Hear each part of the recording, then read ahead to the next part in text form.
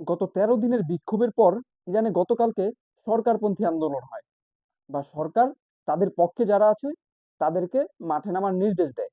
আর এতে প্রায় লক্ষ লক্ষ মানুষ প্রতিটা স্টেটে নামে বা প্রতিটা শহরে নামে, যেটা হচ্ছে আন্দোলনকারীদের চাইতেও অনেক বেশি ছিল।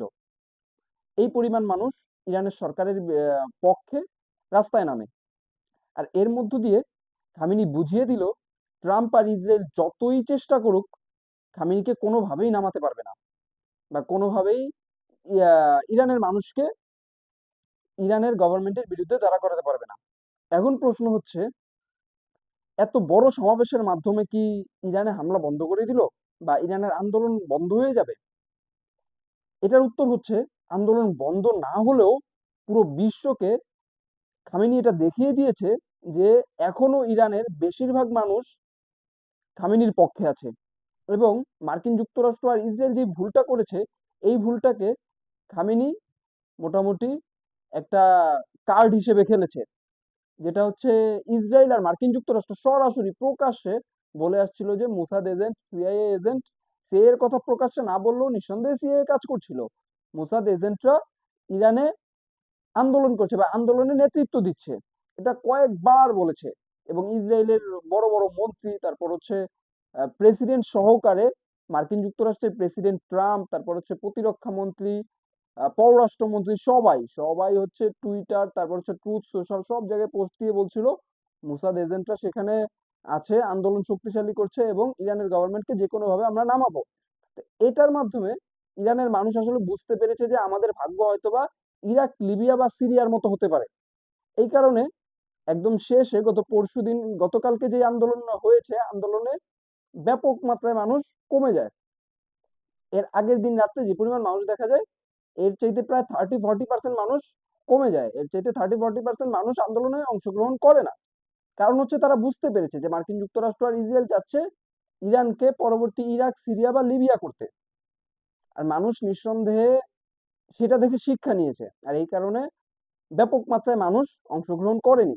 এর পরদিনই ইরানের গভর্নমেন্ট মোটামুটি নিজেদের পক্ষে একটা বড় সড় সমাবেশ করে দেখিয়ে দিল যে আসলে আহ, ইসরায়েল আমেরিকার চাইতে আমার মাটিতে আমার শক্তি বেশি, বা চোখে আঙুল দিয়ে দেখিয়ে দিয়েছে। এবং মসজিদে হামলা, তারপর হচ্ছে সরকারি স্থাপনায় হামলা করার পরে মোটামুটি ইসরায়েল আমেরিকার পক্ষপাতিত্ব যারা আছে, এজেন্ট যারা আছে, তারা একদম চিপায় পড়ে যায় বলতে পারেন মসজিদে হামলার পরে। মসজিদে হামলাকে সরাসরি ইরানের গভর্নমেন্ট বলেছে এটা আল্লাহ বিরোধী।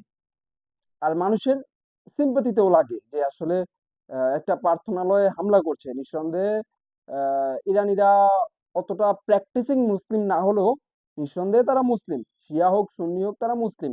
তো মসজিদে হামলা করলে যে কোনো কারো গায়েই লাগবে। তো যখন দেখলো যে ব্যাপক মাত্রায় মসজিদে হামলা করেছে, প্রায় 1.5 থেকে 200 মসজিদে হামলা করেছে, ব্যাপক মাত্রায় মসজিদে হামলা করেছে, তখন তারা আসলে বুঝতে পারলো যে এটা সম্পূর্ণ ইসরায়েল আর আমেরিকার কাজ। সাধারণ যারা আন্দোলনে নেমেছিল তারা সেই আন্দোলন থেকে মুখ ফিরিয়ে নেয়। আর এর মাধ্যমে মার্কিন যুক্তরাষ্ট্র আর ইসরায়েলের প্ল্যান কিছুটা দুর্বল হয়ে যায়।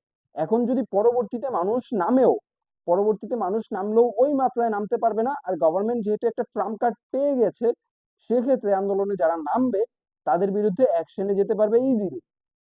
আর এটা করবে, ইরানি গভর্নমেন্ট এটা করবে যে কোনো ভাবে।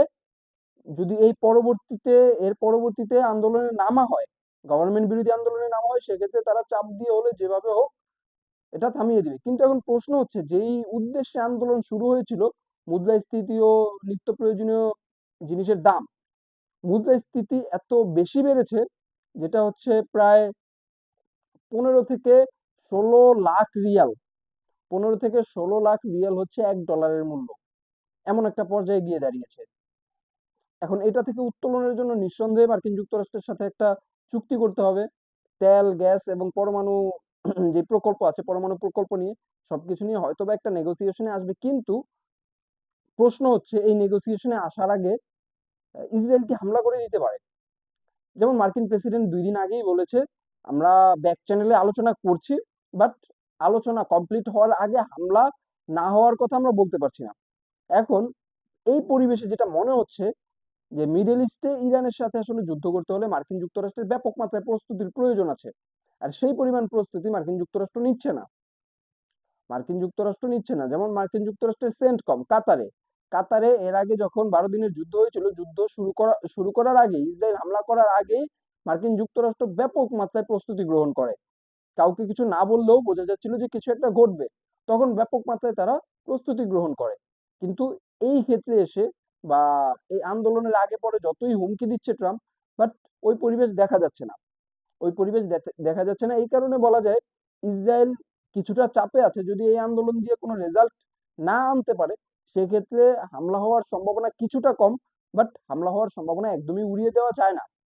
মার্কিন যুক্তরাষ্ট্র কয়েকটা প্ল্যান নিয়ে আগায়। যেমন মার্কিন যুক্তরাষ্ট্র সবসময় মোটামুটি ভবিষ্যতে 30 বছরের পরে কি হবে এই ধরনের চিন্তা ভাবনা করে আগায়। কিন্তু এখন পৃথিবীর প্রেক্ষাপট চেঞ্জ হয়ে গেছে, এখন শক্তি চেঞ্জ হয়ে গেছে, শক্তির ভারসাম্য চেঞ্জ হয়ে গেছে। এই কারণে মার্কিন যুক্তরাষ্ট্র তার পরিকল্পনা অনুযায়ী সবকিছু করতে পারছে না। কিন্তু তারপরও ইরানে তারা plan A B C D বিভিন্ন ধরনের প্ল্যান সেট করেছে। এখন যদি এই আন্দোলনের মাধ্যমে তাদের প্ল্যান সাকসেস না হয়, সেক্ষেত্রে তারা হয়তোবা প্ল্যান বি তে যাবে। এখন প্ল্যান বি ইসরায়েলের একটা আক্রমণ হতে পারে। এখন ট্রাম্প ইসরায়েলের আক্রমণকে সমর্থন করে কিনা এটা হচ্ছে প্রশ্ন। আর হচ্ছে মার্কিন কংগ্রেস থেকে ব্যাপক মাত্রায় ট্রাম্পের উপর চাপ সৃষ্টি করা হচ্ছে, সে যাতে ইরানে হামলার অনুমোদন দেয়। এখন পরিবেশ দেখে মনে হচ্ছে ট্রাম্প এত সহজে অনুমোদন দিবেন না, যদি ইসরায়েল খুব শক্তিশালী কিছু না দেখাতে পারে। আর অন্যদিকে তুরস্ক কিছুটা চেষ্টা করছে যে ইরানের এই গভর্নমেন্টকে টিকিয়ে রাখা যায়। কারণ হচ্ছে এই গভর্নমেন্ট পড়ে গেলে ইরানে রেজা শেখ পেহলেভিও ক্ষমতায় আসতে পারবে না, এবং ইরানে একটা অস্থিতিশীল পরিবেশ তৈরি হবে, যেমনটা সিরিয়াতে দেখা গেছে। আর এর পরবর্তীতে আরো একটা ঘটনা ঘটতে পারে, যেমনটা সিরিয়ায় কিছু সশস্ত্র গোষ্ঠী আহ কিছু জায়গা দখল করে যুদ্ধের ঘোষণা দেয় বা স্বাধীনতার ঘোষণা দেয়। ইরানে এমনটা ঘটতে পারে। ইরানে কিছু গোষ্ঠী আছে যাদেরকে মার্কিন যুক্তরাষ্ট্র আর ইসরায়েল মদদ দেয়। তো আন্দোলন যদি কমে যায়, সেক্ষেত্রে এমনটা ঘটতে পারে যে কিছু গোষ্ঠী আবার আন্দোলন চাঙ্গা করার জন্য কিছু হামলা করবে, কিছু জায়গা দখল করে বলবে যে আমরা এই অঞ্চলকে স্বাধীন ঘোষণা করছি। এমনটা ঘটতে পারে। কিন্তু এমনটা ঘটার সম্ভাবনা এখনো ওইভাবে দেখা যাচ্ছে না। কারণ হচ্ছে ইরানের গোয়েন্দা সংস্থা এই সময়গুলোতে খুব অ্যাক্টিভলি কাজ করে, বাট ইরানের গোয়েন্দা সংস্থার আসলে ব্যর্থতার জন্যই মোসাদ এত শক্তিশালী ভাবে ইরানে কাজ করতে পারে। কিন্তু এখন দেখা যাচ্ছে তুরস্ক সরাসরি ইরানকে কিছুটা সহযোগিতা দিচ্ছে এই আন্দোলনের ব্যাক চ্যানেল দিয়ে। তো এটা আসলে দেখার বিষয় আগামীতে কি ঘটে। হয়তোবা এর পরবর্তী প্ল্যান হতে পারে ইসরায়েলের প্ল্যান বি, আর সেটা হতে পারে এই মিলিশিয়া গোষ্ঠীগুলোকে দিয়ে হচ্ছে হামলা করানো এবং তার নিজের একটা হামলা পরিকল্পনা আহ, বাস্তবায়ন করা। এই হচ্ছে বিষয়। তাহলে আজ রাখছি এখানেই। ভালো থাকবেন, সুস্থ থাকবেন, সাবস্ক্রাইব করে পাশে থাকবেন এবং কমেন্ট করে অবশ্যই আপনার মতামত জানাবেন।